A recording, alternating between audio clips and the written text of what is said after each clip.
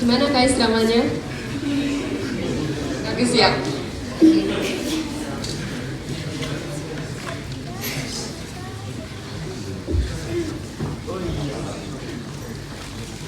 Oke, jadi selamat siang semuanya. Sekarang kami akan mempresentasikan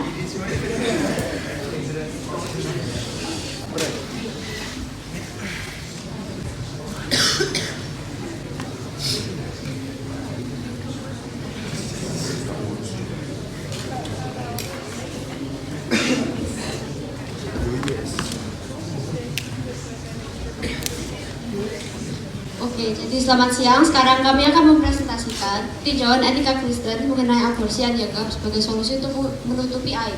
Sebelumnya kita harus tahu apa itu aborsi.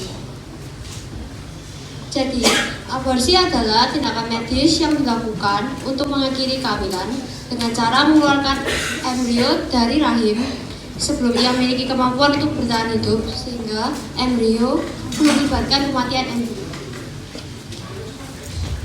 Berdasarkan BKKBN, di Indonesia terdapat 2 juta kasus aborsi setiap tahunnya, dan kehamilan yang tidak diinginkan yang terjadi pada remaja menunjukkan kecenderungan meningkat antara 150.000 hingga 200.000 kasus setiap tahunnya. Dan 30% kasus aborsi dilakukan oleh para remaja dan 12,5% kasus aborsi dilakukan oleh para pelajar.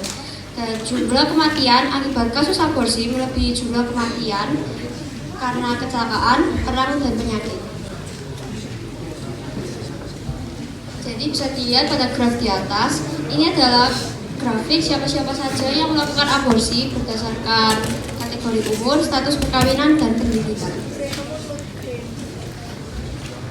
Dan ini adalah 3 pandangan mengenai aborsi menurut status janin. Jadi, aborsi tidak diperbolehkan karena janin itu adalah manusia dan hak hidup janin itu lebih penting dari hak privasi ibu. Aborsi kadang-kadang diperbolehkan karena meyakini bahwa janin itu adalah bakal manusia dan ini adalah kombinasi antara hak privasi ibu dan hak hidup janin. Dan aborsi diperbolehkan karena meyakini bahwa janin itu bukanlah manusia dan hak privasi ibu jauh lebih penting dari hak hidup janin. Dan tindakan aborsi itu dilarang karena janin merupakan manusia seutuhnya. Karena sejak pembuahan, janin memiliki DNA yang unik dan memiliki informasi genetika yang lengkap.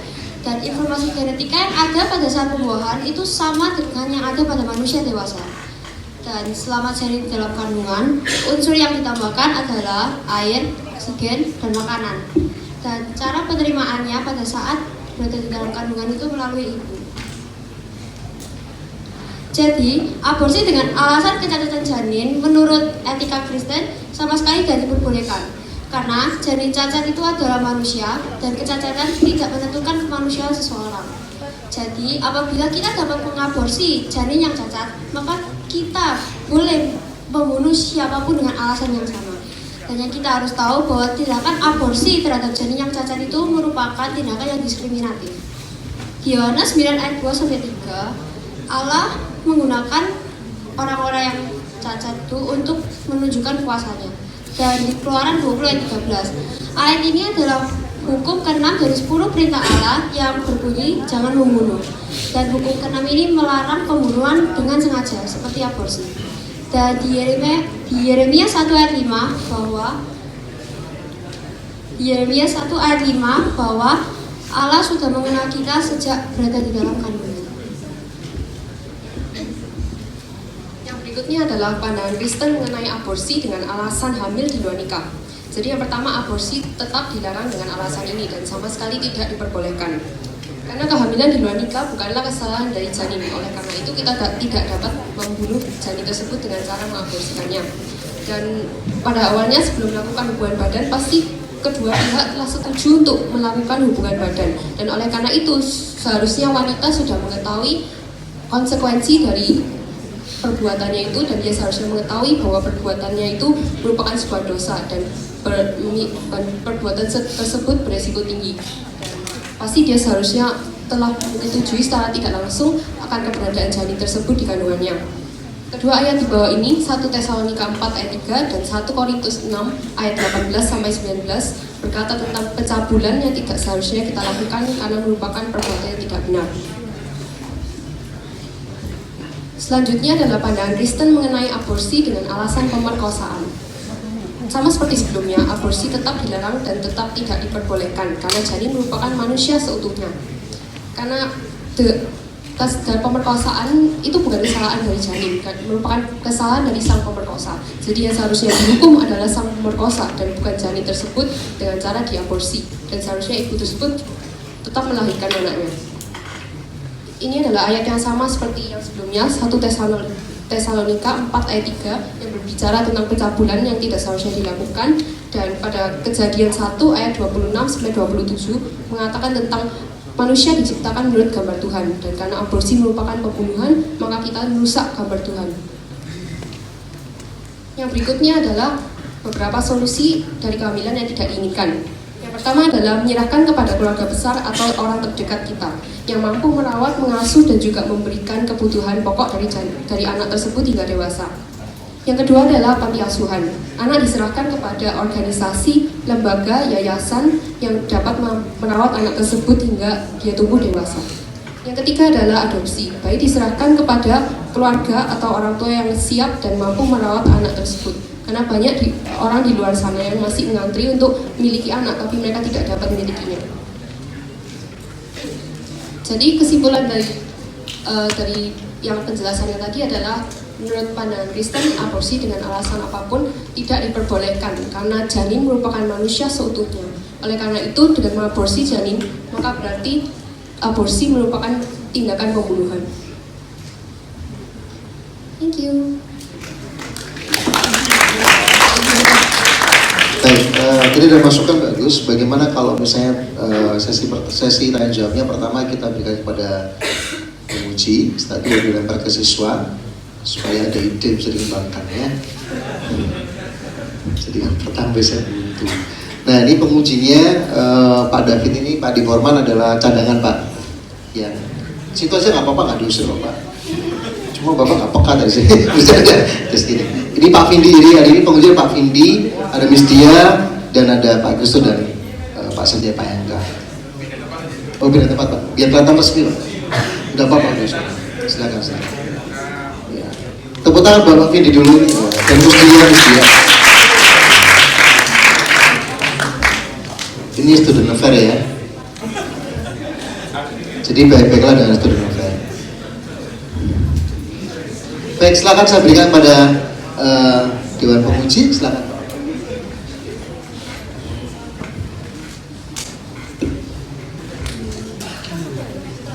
Oke. Sekarang kalau saya mau bertanya, seandainya kondisi orang tua itu dokter menganjurkan bahwa bayi itu harus diaborsi untuk menyelamatkan ibunya karena kondisinya jauh lebih memungkinkan. Kalau membahas tentang keselamatan ibu itu di luar topik kita cuma membahas yang menutup aib, yaitu cuma kecacatan, kehamilan di luar nikah, sama pemerkosaan.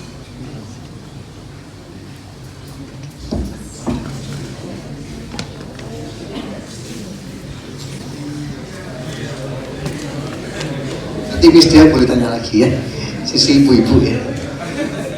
Ya mungkin secara medis mungkin bukan bahasan kalian, cuma yang menjadi pertanyaan saya, memang dalam kasus pemerkosaan yang saya temui di lapangan, pelaku utama adalah sang pemerkosa, sehingga anak ini nggak salah.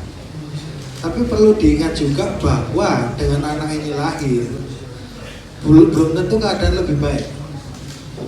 Bahkan secara harafiah mungkin membunuh anak ini sendiri seumur hidup karena dia dicap segala macam oleh orang tuanya, ibunya yang trauma, lingkungannya segala macam. Apa enggak itu juga dosa? Malah lebih berat menurut saya, karena beberapa anak yang lahir dengan background seperti ini malah besarnya menjadi kriminal, menimbulkan kegiatan kejahatan yang baru lagi.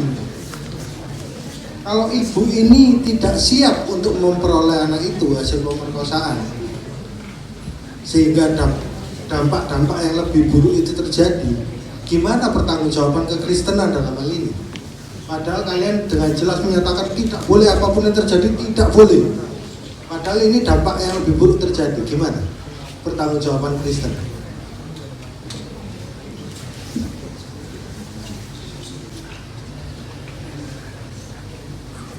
Tapi kalau Anda ngomong misalnya nanti akan berdampak pada kejahatan yang lebih gitu ya, itu kan cuma asumsi Anda tidak tahu kalau misalnya di masa depan bakalan jadi jahat atau gimana. Lagi pula kalau misalnya ibunya mengaborsi anaknya ya, kan itu termasuk tindakan membunuh. Kalau misalnya anaknya dilahirkan loh, kan nggak ada ruginya, kan nggak ada yang terbunuh.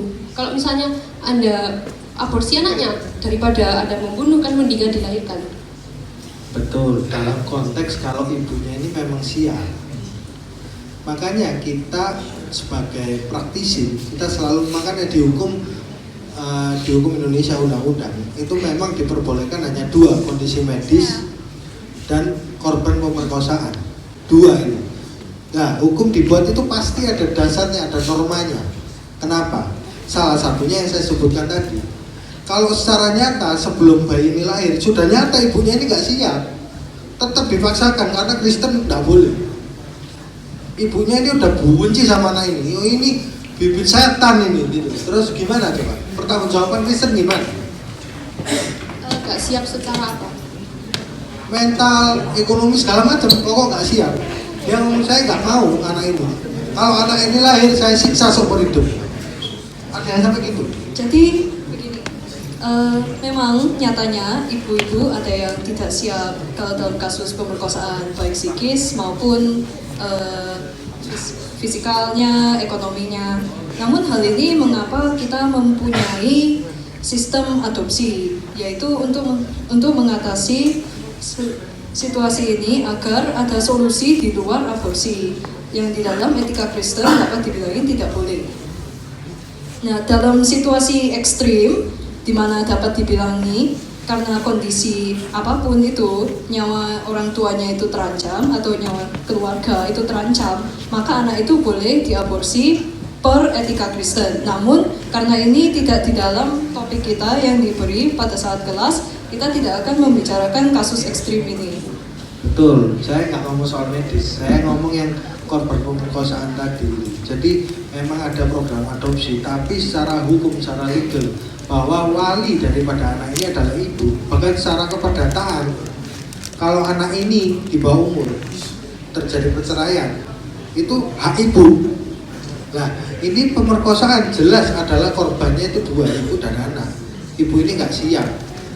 Bahkan saya punya salah satu klien saya juga ngomong, kalau anak ini lahir, saya siksa seumur hidup. Saya benci sama anak ini. Secara legal kita tidak bisa merebut anak itu secara paksa, orang ini dia wakilnya secara sah dihukum.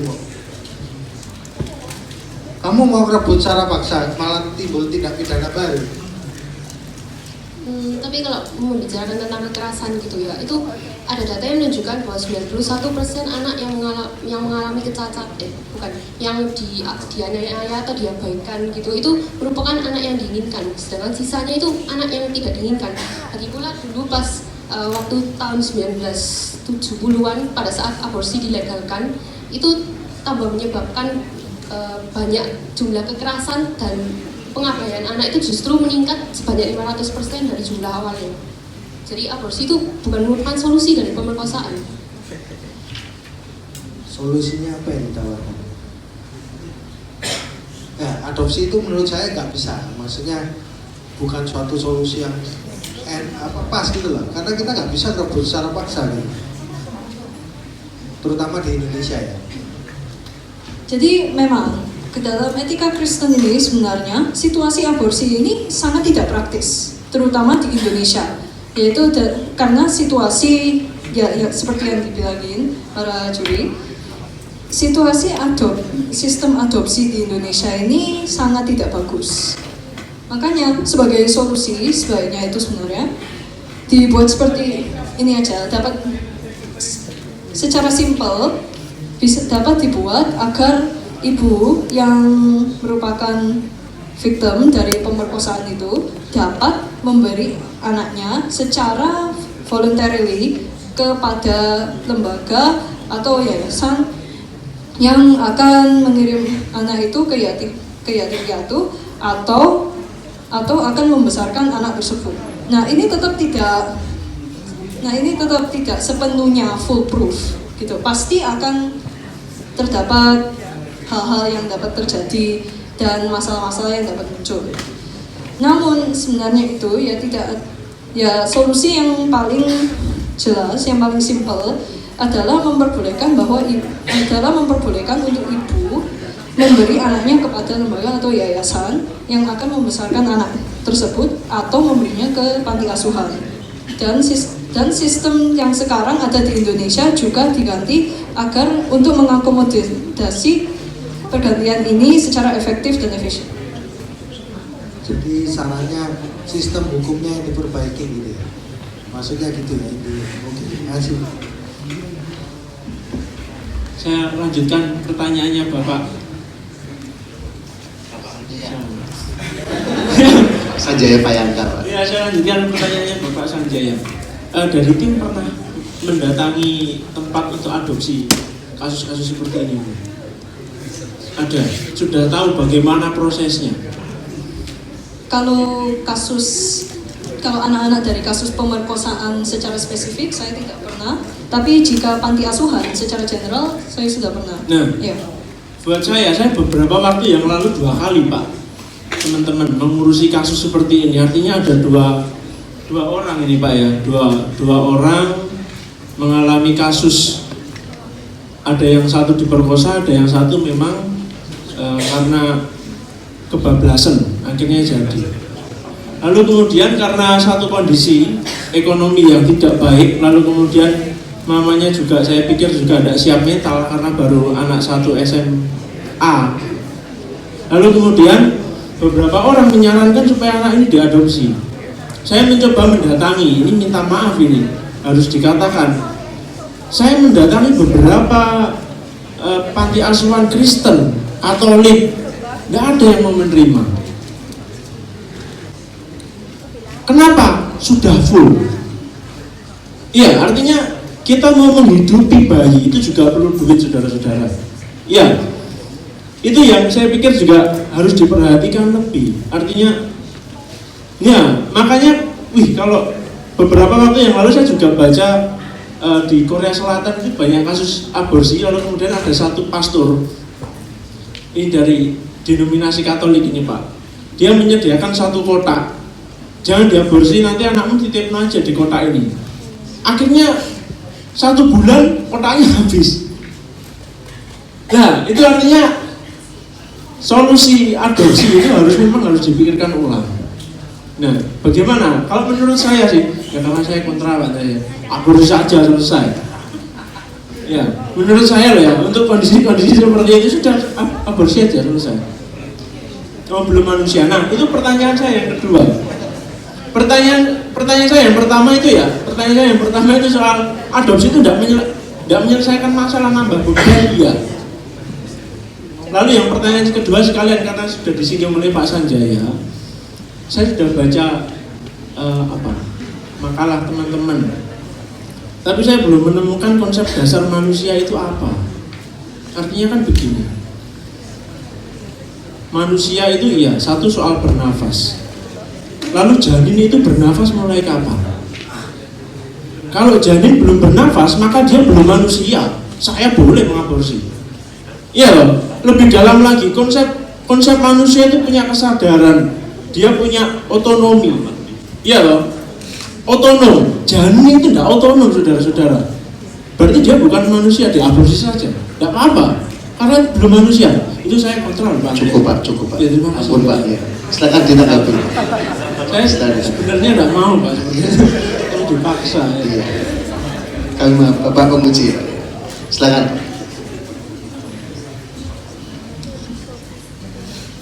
Oke, jadi untuk pertanyaan pertama, kasusnya itu adalah bahwa ketika bayi yang tidak jadi diaborsi itu dilahirkan dan ingin dititipkan ke tempat adopsi itu sudah tidak bisa menampung lagi bayi-bayi tersebut.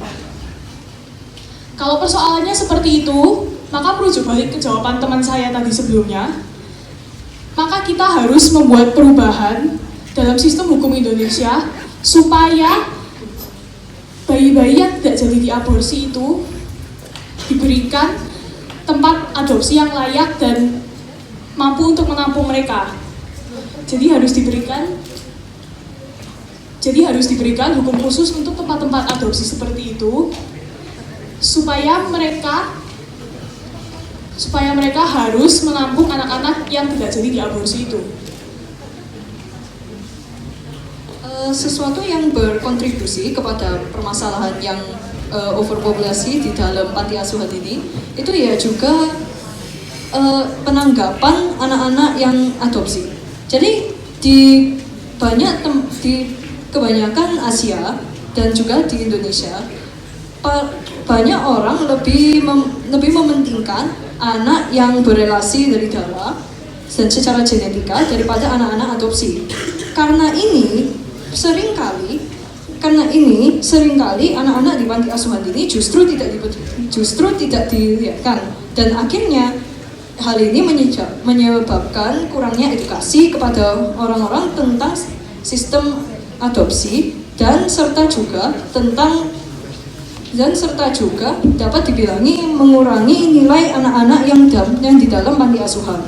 Jadi sebenarnya ya juga bukan cuma perlu pergantian di sistem dan di hukum, juga perlu pergantian di persepsi masyarakat dan juga edukasi masyarakat agar lebih banyak orang mengenali tentang pentingnya sistem adopsi ini.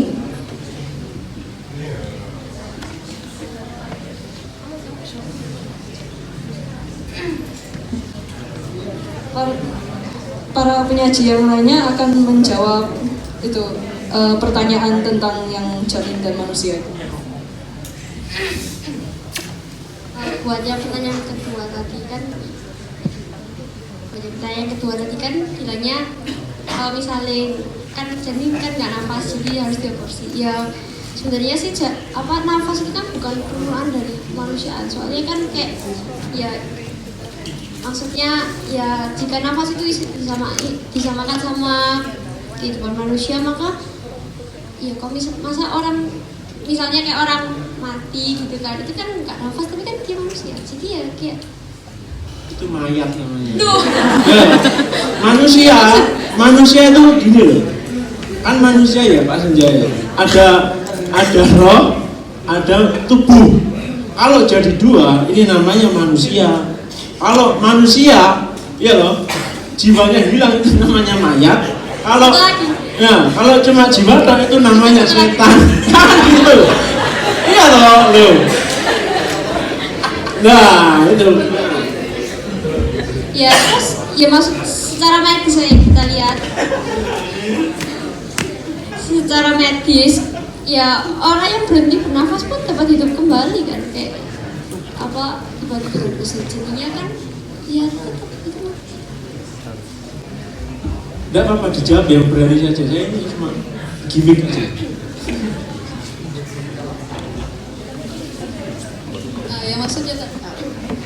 Yang maksudnya tadi itu waktu ada orang mati itu pakai teknologi gitu, pakai mesin itu bisa dihidupkan kembali walaupun orangnya udah mati. Kalau misalnya begitu apa manusia itu karena nggak ada nafas itu nggak dipanggil manusia gitu.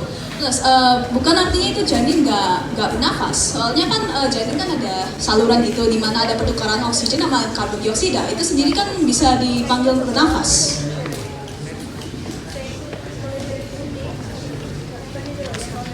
Ini ya, kalau pakai logika dasar aja, kalau Mister ngomong misalnya bernafas itu merupakan permulaan dari manusia, coba Mister lihat, binatang kan juga bernafas, tapi binatang bukan manusia. Gimana menurut Mister? Ini mungkin maksudnya Mister, saya pakai analogi sederhana aja. Makan telur sama makan ayam sama apa enggak? Kan enggak sama kan?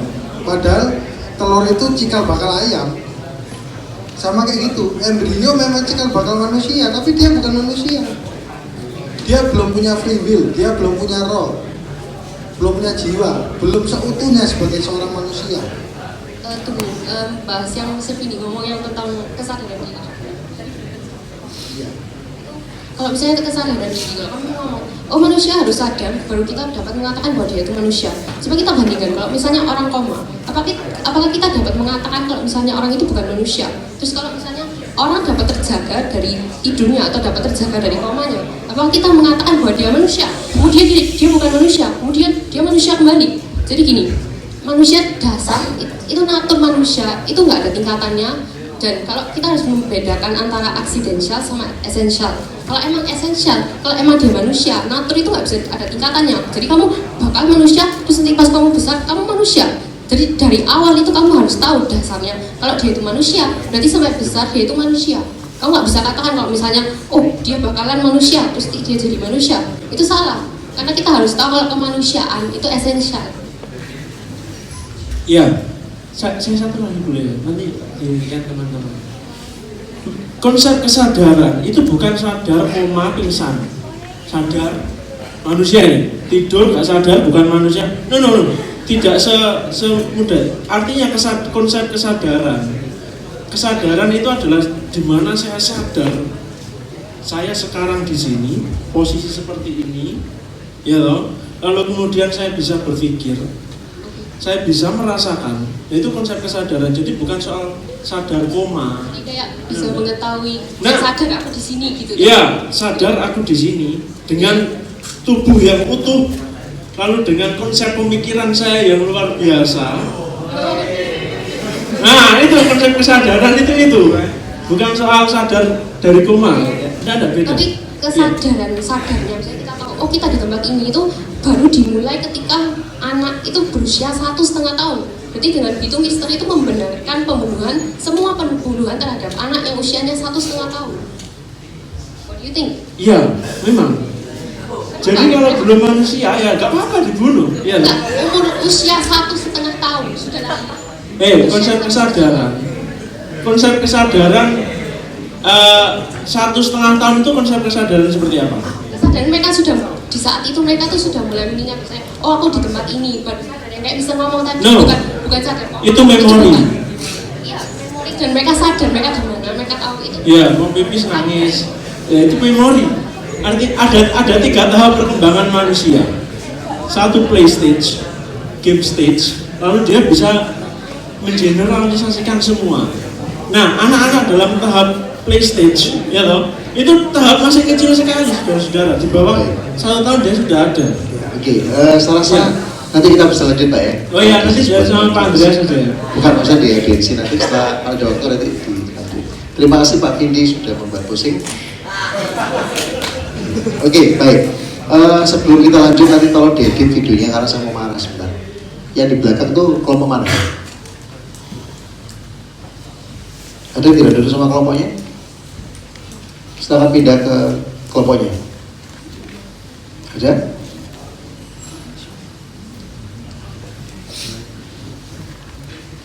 Saya beri waktu. Saya hitung 10. Kalau nggak pindah, saya potong langsung nilaimu 20.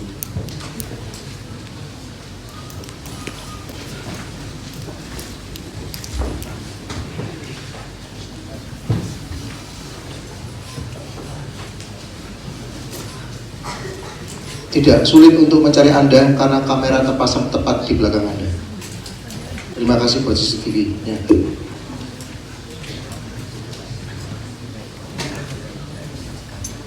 Saya tunggu waktu dulu.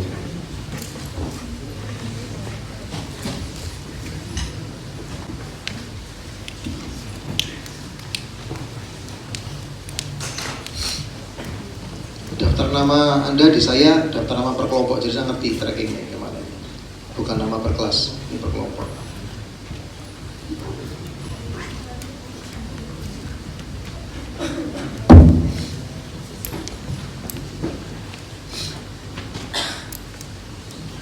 Oke, penilaian hari ini bukan cuman saya menilai dari sisi knowledge saja. Di sekolah kita tuh ada reaktor, religion and character. Jadi saya juga menilai kebersamaan kita bersama-sama. Ini saatnya kita mencoba untuk melupakan sejenak tentang diri kita dan mulai mikirin bareng-bareng, sama-sama. Terus ngapain di tangga itu duduknya? tadi di awal sudah ada tempat duduk masing-masing yang ditanya. Nah, sekarang saya beri waktu dulu. Kalau memang nggak cukup, minta tolong kelompok lain bisa mundur diatur. Awas kamera.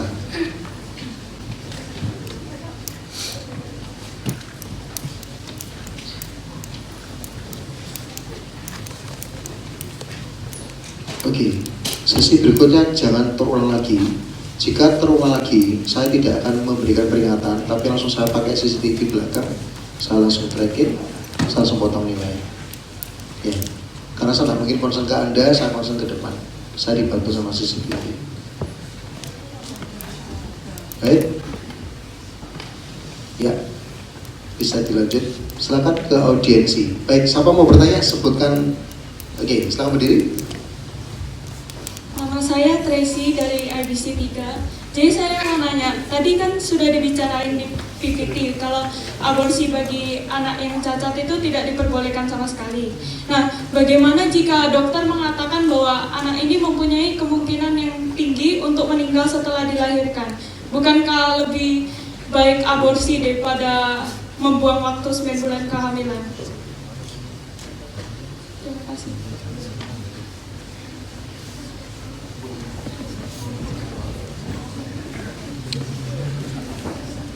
Udah saya take over aja. Dibatasi seperti saya sampaikan di kelas-kelas bahwa untuk medical therapeutika di kelas 12. Jadi ini hanya untuk masalah kecacatan saja. Tidak sampai kepada potensi meninggal yang kita bicara. Itu kelas 12. Ya. Silakan yang lain. Dari kelas 11 edisi 2, saya mau nanya, kan janin kan di agama Kristen kan sama aja punya hak untuk hidup sama manusia. Tapi kenapa kok sanksi membunuh orang itu 20 tahun sedangkan sanksi aborsi itu hanya 10 tahun? Terima kasih.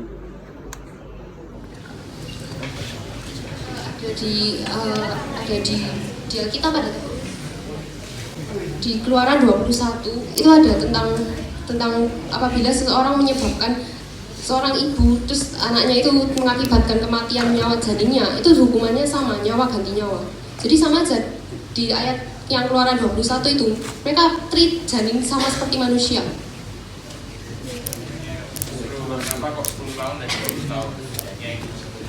Tapi aku cuma ngasih counter itu menurut etika Kristen.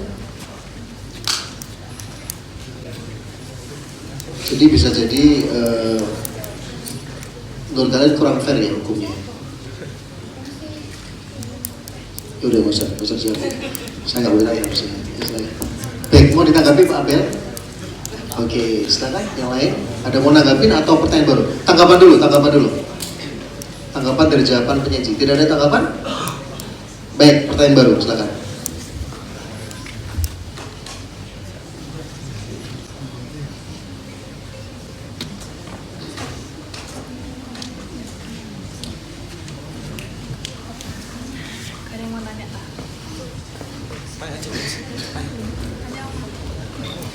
Tidak ada pertanyaan? Silakan pertanyaan. Ada? Oke, tidak ada. Baik, silakan yang sudah pernah tanya boleh tanya lagi.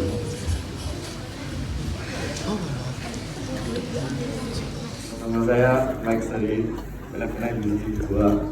Nah, saya mau nanya kan kalian semua punya kakak kan, atau keluarga. Kalau janin kan belum punya, enggak ada aborsinya ya datanya nggak ada kok. Terima kasih.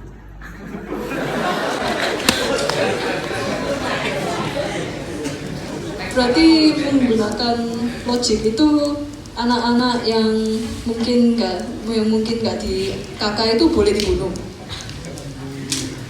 Soalnya kan there are things such as illegal, there are things such as people who are out of the kakak or off the group. Dan di kasus ini itu biasanya mereka kan nggak ada kakak. Berarti orang-orang ini juga boleh dibunuh. Berarti bukan manusia dong? Kan kalian manusia punya kakak kan? Berarti sebenarnya semua country yang nggak pakai kakak itu bukan manusia juga.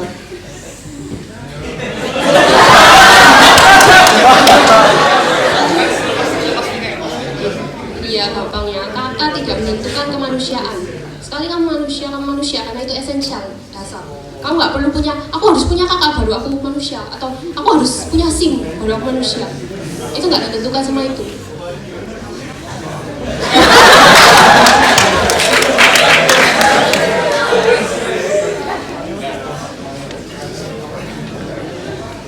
Oke, Cornelius bahasa bisi 1. Tadi tentang hukum ya. Kalau hukumnya itu kan nggak semudah itu dibolak-balik hukum. Pasti ada persetujuan. Pokoknya rumit lah ya intinya. Kalau hukum itu nggak berhasil dibolak-balik, gimana penyelesaian selanjutnya? Benar. Nah ya makanya kan solusinya hukumnya dibalik. Kalau hukumnya itu nggak bisa. Mungkin saya perjelas begini. Solusinya apa? Saya perjelas begini ya. Secara hukum ya. Pak Sarja mau koreksi pernyataan saya. Jadi di hukum Indonesia atas kasus pemerkosaan ada kemungkinan boleh, bukan kemungkinan tapi boleh diizinkan apabila usia kandungan di bawah 9 minggu. 9 minggu ya. Nah sekarang yang ditanyakan dia adalah itu kan peraturan begitu ya, hukumnya begitu. Nah misalnya kalau ada orang diperkosa tapi tidak mau mengaborsi, apa itu pelanggaran hukum, Pak? Bukan ya? Ya, saya seperti itu. Kira-kira seperti itu pertanyaannya dari Cornelius gitu ya. Ya. Ya, apa mereka dijelaskan tiba-tiba aja. Secara singkat aja memang seperti yang saya jelaskan tadi, hukum kan dibuat dengan satu alasan. Jadi pilihannya itu di ibunya. Ibunya siap atau enggak? Kalau memang dia nggak siap dan usia masih di bawah 9 minggu boleh. Daripada anak ini jadi masalah baru nanti di kemudian hari. Itu yang tadi saya tanyakan. Oke, mau ditanggapi pertanyaan? Saya cuma membuat jelas saja. Jadi Cornelius, jadi kalau ada seorang ibu yang diperkosa, maaf ya, seorang perempuan diperkosa, lalu kemudian dia tidak mau menggugurkan jadinya, itu bukan tindakan melanggar hukum. Jadi pertanyaanmu tidak bisa ditanyakan, karena memang tidak ada pelanggaran hukum sama sekali ketika yang diperkosa tidak mau menggugurkan anaknya. Sorry, 6 minggu Pak. Oh 6 minggu. Iya, lawyer juga bisa salah. Lawyer juga manusia. Baik. Pertanyaan berikutnya saja, silakan. Saya Edward dari 11 IB1. Saya menanyakan kalau aborsi itu kan lebih gampang untuk dilakukan dan statistik menunjukkan bahwa aborsi itu kasusnya lebih banyak daripada pembunuhan, kan sama-sama pembunuhan gitu kan. Jadi menurut kalian, apa pendapat kalian bahwa statistik aborsi itu semakin meningkat? Cuma minta pendapat ini, aborsi semakin meningkat. Apakah itu artinya tidak kesenggara? Sorry, bisa diulang pertanyaannya? Jadi kan kasus aborsi itu kan semakin meningkat kan semakin hari, karena melakukan itu kan lebih mudah pada pembunuhan. Contohnya seperti kalau pembunuhan kan misalnya orang umur 20 tahun kan pasti ada buktinya bahwa ada mayatnya gitu. Tapi kalau aborsi kan buktinya itu kan sangat susah, karena untuk membedakan orang yang janin dengan darah itu kan hampir sama kan ya. Jadi kayak bagaimana pendapat kalian dengan kasus aborsi yang semakin meningkat? Aku nggak ngerti pertanyaanmu yang kamu bilang janin itu sama kayak apa? Kan janin itu kan sebutkan bahwa janin tidak boleh diaborsi karena sama-sama manusia kan. Ya kalau misalnya membunuh janin kan lebih gampang daripada membunuh manusia, karena maksudnya manusia yang secara kayak fisik seperti kayak umur 20 tahun itu kan pasti ada bukti bahwa setelah melakukan pembunuhan itu bakal ada mayatnya. Jadi kalau aborsi itu kan kayak lebih gampang. Jadi apa pendapat kalian tentang peningkatan aborsi gitu? Saya jelasin. Bagian terima kasih ya. Jadi gini, pasti bingung juga. Jadi gini, itu yang jadi gini, kalau kamu tanyakan mengapa bisa meningkat tingkat aborsi dengan klaim kamu yang pertama, itu justru seperti memberi penjelasan gitu. Seperti begitu. Aborsi meningkat ya karena memang ya kadangkala tidak bisa temukan buktinya gitu kan, makanya orang pilih itu ya. Tapi mungkin ada penyebab. Jadi mungkin buat contoh aja, menurut analisis kalian, riset kalian, ada enggak bisa jadi bukti, bisa jadi apa saja yang mengapa setiap tahun tuh tingkat aborsi semakin tinggi? Itu aja ditanya dia semuanya. boleh tanggapi Pak.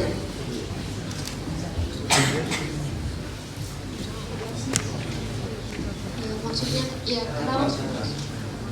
kenapa aborsi piatau semakin meningkat ya, soalnya kan kayak ya kita bisa tahu kan kayak banyak orang yang kayak hubungan kayak di luar nikah kan ya itu kan populer banget kan di masyarakat. Jadi ya kenapa kan kalau dengan hubungan badan dia tahu konsekuensinya bisa hamil, jadinya ya udah gak kaget kok misalnya aborsi itu semuanya maksudnya sampai gini.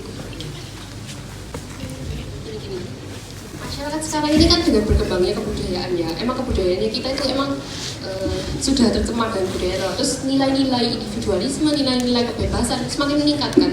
Jadi semua orang itu gini, kebanyakan orang tidak melihat dulu perbuatannya itu benar atau tidak. Langsung lihat, mudah dilakukan, tapi lihat dulu itu salah, benar atau salah.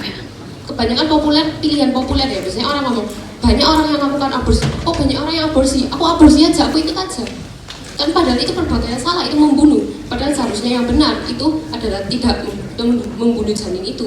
Tapi mereka dibutakan dengan pandangan populer karena kebanyakan orang memilih pandangan tersebut daripada pandangan yang benar. Jadi kebanyakan meningkat karena itu. Dan kita tidak bisa, memang nggak semua orang beragama Kristen ya. Kan banyak orang juga yang maaf mungkin mereka kepercayaannya berbeda, terus mereka juga cenderung melakukan hal-hal yang bebas. Hal statistik itu sebenarnya juga dapat diatributkan kepada kenaikan edukasi tentang aborsi. Jadi kan sebelumnya aborsi itu sebenarnya hal yang tidak terlalu di-accept yang dari masa-masa lalu gitu, dan juga seringkali itu lebih berbahaya untuk aborsi daripada untuk ya melahirkan anaknya. Makanya banyak orang tidak melakukan aborsi. Namun dengan jalannya masa kan aturan di sekeliling aborsi itu lama-lama tambah bebas, tambah luas, dan akhirnya di banyak tempat juga diberikan servis aborsi itu yang secara profesional medis. Makanya statistik itu akhirnya sepanjang tahun ya naik-naik terus, karena tempat-tempat yang awalnya itu tidak dapat aborsi atau tidak mengenali aborsi sekarang mengenali aborsi.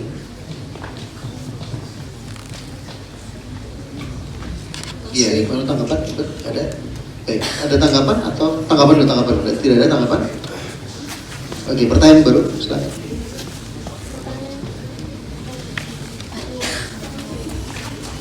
Ya kan Indonesia itu kan negara berkembang kok. Terus dari situ tingkat kelahirannya itu kan tinggi. Maaf sebutkan nama dan kelas. Oh ya, Vanessa dari yang naik di Diwan.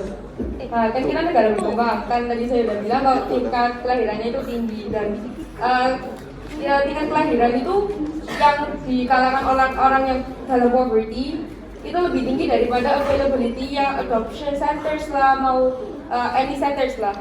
Nah, kan sekarang kan berarti kita kan butuh solusi yang real untuk saat ini. Nah, kan kalian kan bilang nggak boleh aborsi. Nah, jadi solusi lain apa yang kalian offer yang bisa menjamin kualitas kehidupan anak-anak yang bakal tumbuh ini? Soalnya selama ini saya juga lihat kayak beberapa orphanage itu juga kondisinya saya nggak bisa bilang layak gitu. Udah. Mister aku yang BDB tuh salah kelas. Sudah ketemu. Kan saya Indra kan? Iya, saya ada beberapa menit.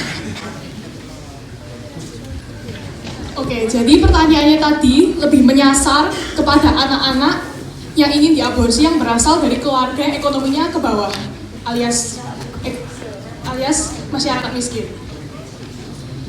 But realistically speaking, kalau misalnya tingkat poverty education-nya juga rendah, berarti kan mereka juga lebih kayak tingkat anak remaja yang karena edukasinya rendah kan berarti tingkat remaja yang conceive a baby out of their marriage itu kan juga semakin tinggi. Nah, juga kenyataannya bayi sekarang itu juga banyak yang babies yang kehidupannya itu gak terjamin gitu loh, karena adoption centers dan lain-lain itu juga udah gak available spotnya. Nah, terus what solution do you offer kalau misalnya yang kalian kan udah gak boleh aborsi? Jadi gimana cara kalian menjamin kualitas kehidupannya anak-anak ini? Nah, kalau untuk masalah itu, kita harus refer balik lagi ke perubahan sistemik di dalam sebuah negara itu tentang bagaimana mereka memandang sistem adopsi itu. Harus ada peraturan yang dibuat untuk menjamin bahwa setiap tempat adopsi itu harus menerima anak yang dititipkan kepada mereka, dan mereka harus menjamin kualitas kehidupan anak itu ketika dititipkan di tempat adopsi itu. Dan juga dapat dibilang, kan Indonesia itu memang developing country. Nah, itu makanya kita sekarang ini paling punya banyak waktu untuk membuat perubahan-perubahan. Masalahnya sebenarnya terada kan bisa dibilang di fondasi Indonesia. Jadi sebenarnya fondasi Indonesia kepada sistem adopsi dan lain-lainnya yang telah kita bicarakan pada awal itu tidak bagus. Itu mengapa sebagai developing country dan untuk menanggapi etika Kristen ini di dalam situasi aborsi di luar pernikahan yang dianggap sebagai solusi akhir untuk menutupi aib, yaitu hanya sebagian dari banyak kasus-kasus, itu sebenarnya berlangsung kepada penggantian itu penanggapan tentang sistem adopsi. Orang-orang yang informasi tentang adopsi ini sebenarnya harus lebih banyak diberikan kepada masyarakat umum, dan juga miskonsepsi bahwa anak-anak yang diadopsi itu nilainya berbeda dengan anak-anak yang lahir langsung dari rahim ibu. Itu seharusnya diganti. Ya, tapi saya tuh tanya solusi yang real sekarang. Kalau kamu misalnya bilang mau ganti hukum ya, ganti hukum itu tentunya prosesnya nggak mudah. Dan apalagi kalau misalnya kamu bilang mau ganti sistem, berapa jumlah orphanage yang kamu mau buka? Nah, pastinya itu kan take time. Nah, kalau saya tanya solusinya yang untuk sekarang itu apa? Untuk sekarang ini sebenarnya sebagian solusinya sudah ada, yaitu perbolehan adopsi anak-anak Indonesia,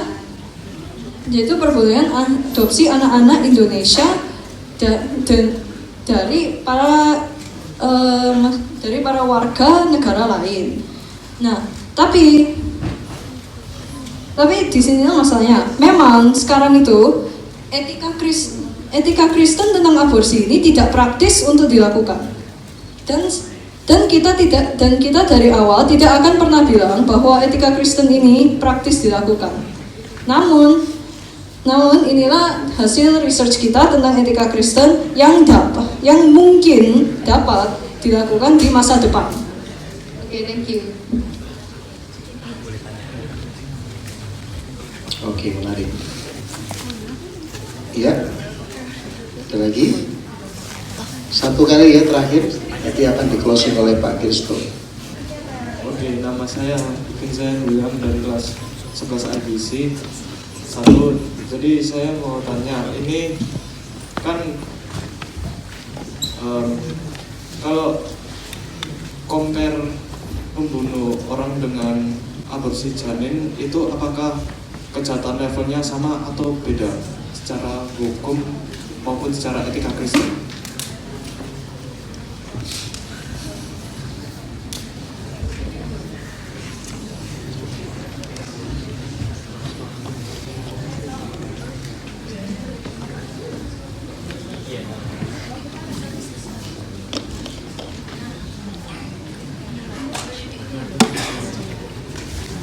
Silakan jawab. Kalau menurut etika Kristen sih sama, karena yang tadi aku sudah ngomong yang tentang Keluaran 21 yang tentang apabila ibu tersebut mengalami keguguran sampai mengalami keguguran seperti pembunuhan janin kayak aborsi gitu, itu hukumnya sama, tetap nyawa ganti nyawa. Itu hukum.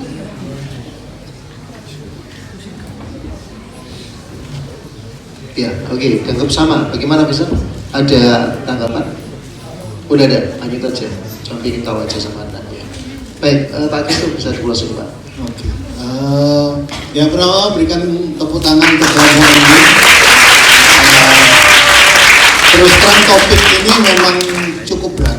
Kalau yang tadi 3 kelompok sebelumnya cinta-cinta tiba-tiba aborsi gitu ya. Jadi ini topiknya cukup berat dan Dan untuk remaja mungkin bukan topik yang sehari-hari digumuli gitu ya. Dan kelompok ini sudah berusaha dengan baik dengan segala keterbatasan untuk berusaha memahami dan menjawab. Saya hanya memberikan beberapa catatan saja. Yang pertama, masalah tadi definisi tentang manusia seutuhnya. Sebenarnya kelompok ini sudah memberikan di slide ke-6. Jadi sebenarnya kalau tadi ditanya definisi manusia itu apa sih?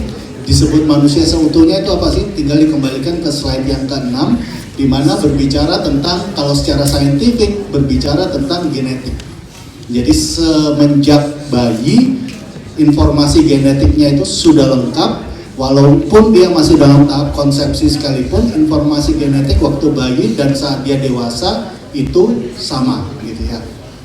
Kemudian dari sisi etika Kristennya, banyak sekali ayat-ayat di dalam Alkitab yang menegaskan bahwa bahkan unborn children pun itu sudah disebut sebagai anak. Jadi itu berarti, misalnya salah satunya Mazmur, Daud katakan dalam dosa aku dikandung, berarti di dalam kandungan itu pun dia sudah sebagai seorang person.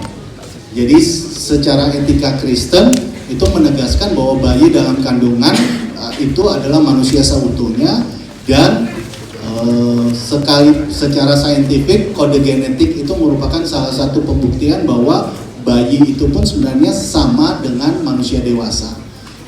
Tadi yang sempat dipersoalkan masalah bernafas dan kesadaran, karena di dalam Alkitab pun Daud sudah mengatakan bahwa di dalam kandungan aku dikandung dalam dosa, berarti walaupun dalam kandungan dia belum bernafas sekalipun, dalam kacamata Alkitab tetap dia manusia seutuhnya. Jadi secara Alkitab pandangan bahwa harus bernafas baru disebut manusia itu tidak benar. Kemudian apakah manusia harus punya kesadaran dulu, self consciousness baru bisa disebut manusia? Ternyata banyak manusia dewasa pun misalnya dalam kondisi koma itu dia tidak punya self consciousness, tetapi tetap dia disebut manusia seutuhnya gitu. Jadi self consciousness pun juga tidak menjadi sebuah indikator untuk kita mengukur apakah manusia itu seutuhnya atau tidak. Nah, catatan dari saya untuk masalah aborsi ini, terutama untuk slide yang ke-8, pandangan Kristen mengenai aborsi dengan alasan hamil di luar nikah, tolong bagi rekan-rekan, ya saya tidak berharap kalian berada dalam situasi ini, tapi kalau kalian memiliki seorang sahabat, seorang teman yang dalam kondisi ini mengalami hamil di luar nikah, jangan didekati dengan pendekatan yang dingin. Misalnya kalau dalam kelompok ini misalnya statement dia persetujuan kedua belah pihak melakukan hubungan badan. Ya kalian kan sama-sama setuju, ya tahu dong resikonya, ya tanggung sendiri. Jangan disikapi dengan dingin seperti itu, tapi berempati, karena sangat banyak kasus di masyarakat di mana di dalam pacaran itu terjadi pemerkosaan. Dan yang lebih berat adalah bukan kekerasan secara fisik, tetapi kekerasan secara psikis, secara emosional, terutama untuk wanita. Banyak sekali dalam hubungan pacaran dikondisikan secara tertentu sehingga seorang wanita itu seperti secara psikis dia berada dalam sebuah penjara. Oleh karena itu pesan saya untuk, ya saya sangat berharap tidak ada yang berada dalam situasi seperti itu, tapi kalau kalian menemukan teman-teman kalian dalam kondisi seperti itu, tolong empati didahulukan gitu ya. Jangan langsung wah ini kan dosa ya, kamu salah sendiri, tapi berempatilah terlebih dahulu, karena memang aborsi ini kasus yang berat dan case by case itu tidak bisa langsung dipukul rata semua kasus ya ini berzina ya dosa ya tanggung sendiri dosanya, tidak seperti itu. Masing-masing orang, masing-masing kasus punya latar belakang dan itu punya kompleksitasnya masing-masing. Itu saja, mungkin Pak Andreas menambah. Ya, tepuk tangan buat kelompok ini dulu. Terima kasih. Ada 2 menit. Jadi kalau dilihat benang merahnya dari topik sampai keempat ini adalah 1 dan 2, kita belajar mengenai dalam relasi itu ada titik rangsang di dalamnya, ada hormonal yang bekerja. Kita mesti aware dengan rencana Tuhan di dalam seksualitas manusia. Dalam topik ketiga kita bisa soal pacaran, relasi itu bagaimana dalam relasi itu kita saling menghargai satu sama lain sambil berjaga-jaga, berhati-hati. Topik keempat, nah kalau udah kebablas di dalamnya. Dan supaya kita mesti mikir mundur ke belakang supaya tidak terjadi keempat, maka maka Anda mesti wise, be wise gitu kan. Ingat jati diri kita sebagai orang percaya. Kita tidak boleh mikir ego saja. Yang perempuan jaga diri kita, yang laki-laki jaga mata kita. Semua saling respect, saling menghormati. Jika ada terjadi seperti itu, ya kita coba dengan belas kasihan, mencoba untuk membantu memulihkan sebisa mungkin, ya. Dan tentunya banyak PR kita bicarakan di kelas-kelas kita nantinya. Oke, tepuk tangan buat kelompok ini. Baik. Ya.